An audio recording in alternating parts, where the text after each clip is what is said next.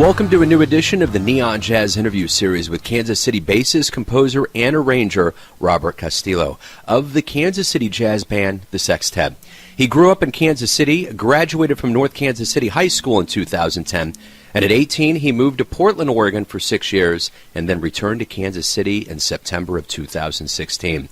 Before coming home, he formed the Sextet, a band whose musical influences run from the contemporary noise sextet Snarky Puppy to Christian Scott to Beethoven. They just released their sophomore album called Blob Castle, and it's a great listen. We talked about his life and music, the band, and much more. So get to know him and the band and dig this interview, my friends. Robert, first of all, thanks for reaching out. Thank you for getting back with me, and thanks for sending the music over. I really enjoyed it. Awesome, man. I'm glad that you enjoyed it.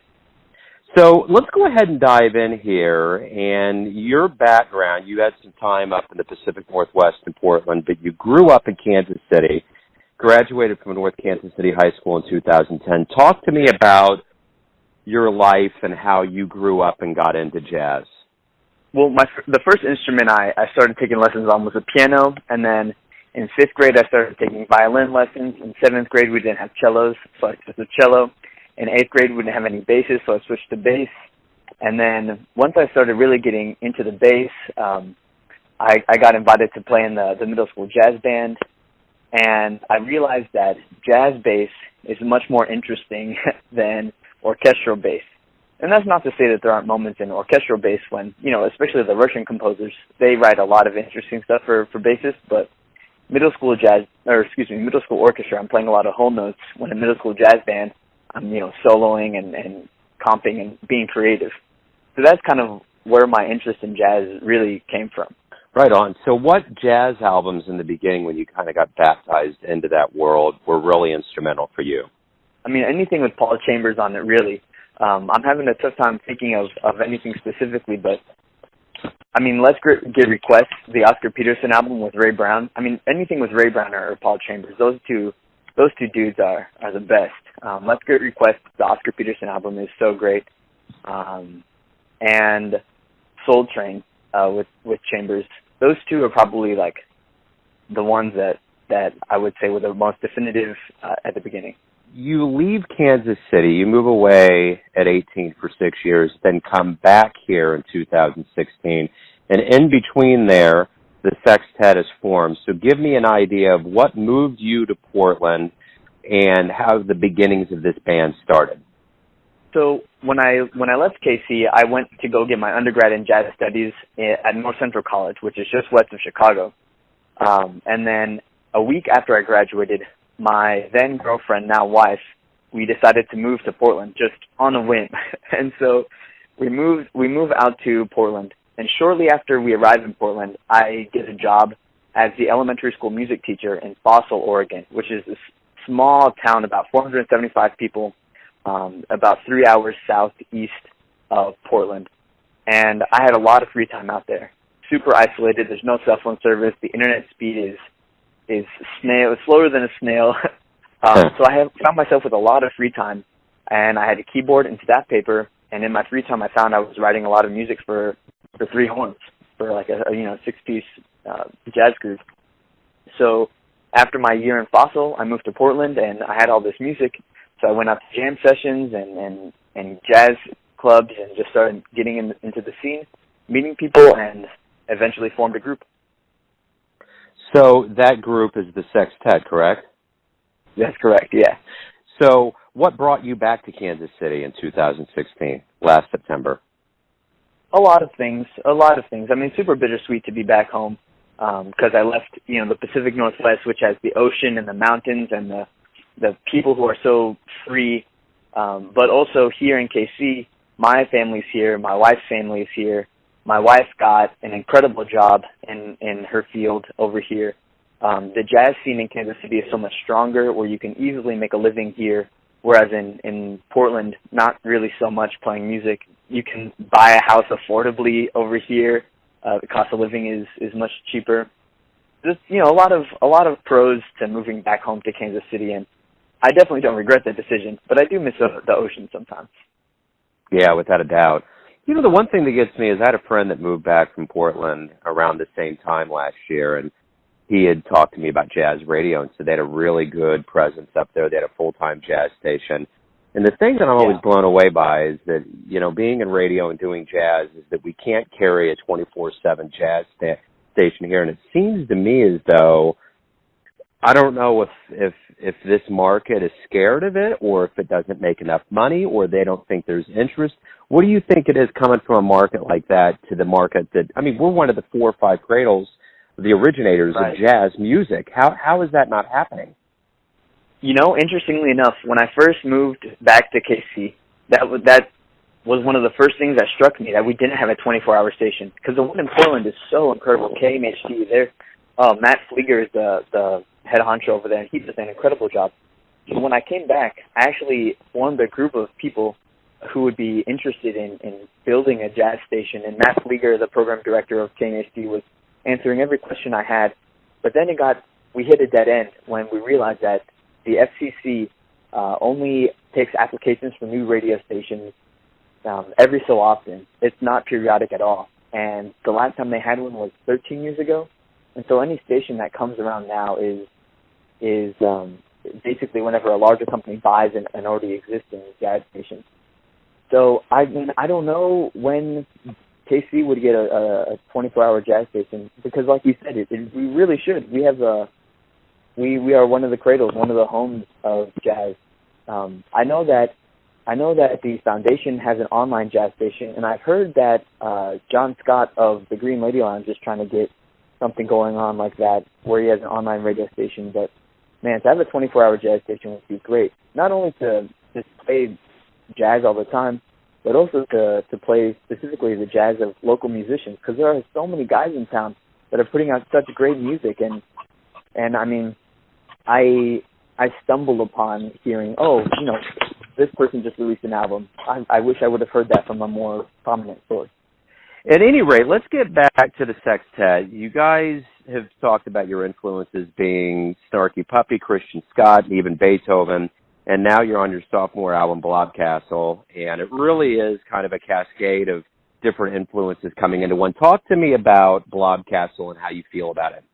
I feel as I would imagine anyone would after releasing their newest album, just that I'm glad to now document where I am as a player, as a composer, and as a band leader, really, that I feel that from the first album to the second album now, just so much has matured and progressed that like I said, I'm really glad to have documentation of where I am now. But I'm also feeling, oh man, there's so much more that I'd like to do now. So I'm happy, very happy with it, but I also want to use it as a jumping off point for the next one even. Like you said, there's a cascade of sounds in there, and I mean, I really do enjoy the diversity of stuff that kind of came out through that, from the bop line in B to the kind of like salsa Latin jazz thing I wrote for my mom with Lamona. The tune Not My President was inspired a lot by Gustav Holst's Mars, Bringer of War. There's like 2 pretty obvious allusions to that piece of his. Yeah, I mean, I feel good about the album, but I'd also like to, I'm ready to move on from this one even and create something else. It's interesting with Not My President.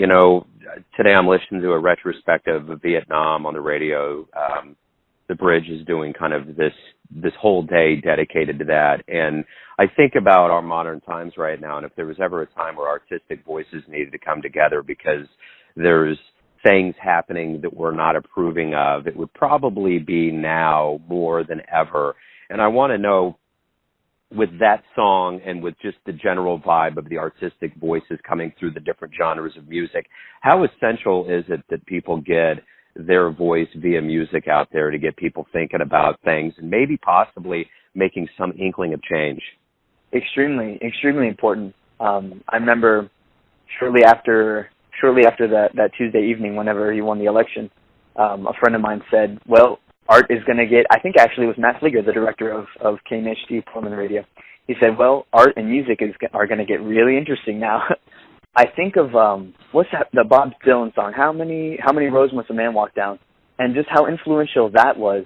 And sure, music with lyrics is can connect more to a wider audience, but I also do feel that instrumental music, because it does have that kind of vague ambiguity to it, where there aren't words, you kind of have an idea of what the song is meant to be or feel like, that can connect even more so with the person.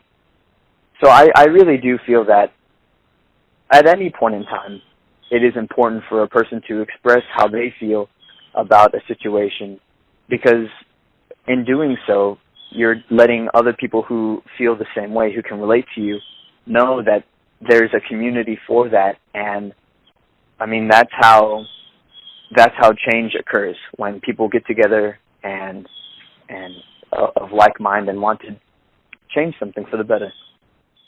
Without a doubt. So how well do you guys flow as a band? You got Teddy on trumpet, Max on tenor sax, Trevor on trombone, Peter on guitar, Fritz on drums. What is it about you guys that come together so well as the Sextet? Well, what really did it was the tour we went on over the summer. I mean, there's a phrase, tour tight, where a band, you're playing so often that you just understand the music so well. But aside from that, I mean, Fritz, I was splitting shows with Fritz back when I was in high school, and it was so interesting. The first time I saw him when I moved back to KC, it was at the Uptown Arts Bar, and I said, Fritz, I remember you. We used to split bills together, and I had actually just had a dream the night before I saw him that he and I would be playing music together, and so that was, call that serendipity or coincidence.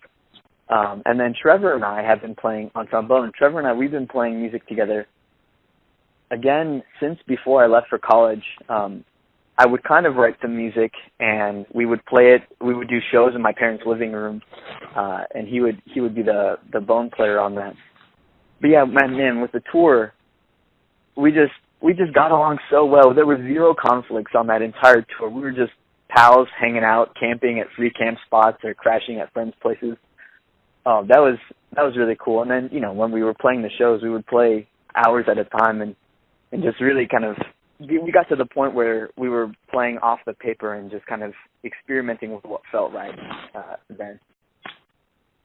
Right on. So how do you feel about everything? You got your second album out, you're back in Kansas City, you guys are getting out and about. How's everything going? Really good. I mean, I'm doing a lot of back-end stuff every day. That's something I kind of told myself to do, is every day do something to progress the band, whether that is practicing myself so that I can progress my own playing and what I can bring to the group, or write something, or send an email out, or, contact Joe. Just do something every single day so that the band is that much closer, so that I suppose it has that much more outreach and influence in the group. I mean, what I'd really like to do with the group or with music, and I hope that this is any artistic person's intention, is to make the world a better place, or to change the world in some way so that it's now affected by you and what you've created. And I mean, that's really the main thing. I hope that with the stuff that I've put out, that it changed things for the better. And I'm at a point where I want to just continue doing that. So would it be safe to say, in say 10 years from now we talk, you're hoping that everything just gets bigger, better, more touring, more albums? Yeah, definitely. I mean, I do, like I said, Snarky Puppy is an influence, and they, for the better part of the 10 years that they've existed, they've put an album out pretty much every year. There have been a few lapses, and I do really want to follow that model where I put an album out almost every year, and by the point of 10 years where Snarky Puppy is, selling out tours in Europe, that would be, that's the ideal. That'd be really cool. So let me ask you this: why do you love jazz?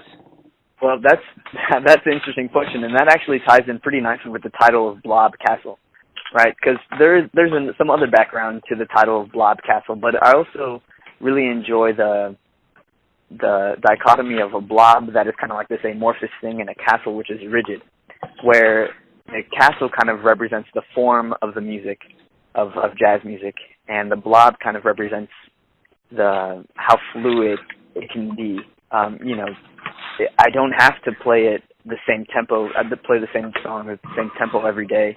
The horns can add backgrounds if they want during the solo. I mean, the solos and the comping is different every time.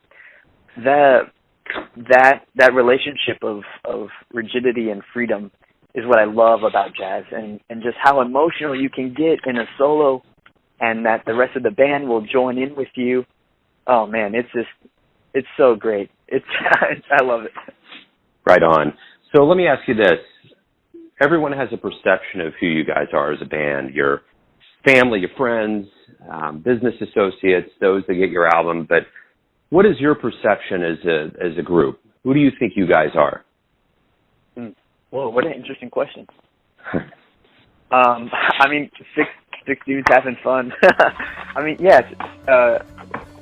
six guys playing the music primarily of one, out there trying to say what we have to say and having a good time while we say it. I mean, I hope that I don't know. I don't know if it gets much more complicated than that. No, simplicity is the idea for sure. Yeah, without a doubt. I think that kind of wraps everything up for me, for what, the band, for you, for the music. I appreciate you giving me a little bit of your time. I'm looking forward to spinning you on the show for sure. Yeah, thank you so much, Joe. I really appreciate talking with you, and again, I'm really glad that you enjoy the music. That's all that I hope for. Thanks for listening and tuning in to yet another Neon Jazz interview, where we give you a bit of insight into the finest players in Portland, Kansas City, and spots all over the world, giving fans all that jazz. And thanks to Robert for his time, his stories, and all that music. If you want to hear more interviews, go to Famous Interviews with Joe Domino on the iTunes Store. Visit neonjazz at youtube.com. And for everything Neon Jazz, go to the neonjazz.blogspot.com. Until next time, enjoy the jazz, my friends.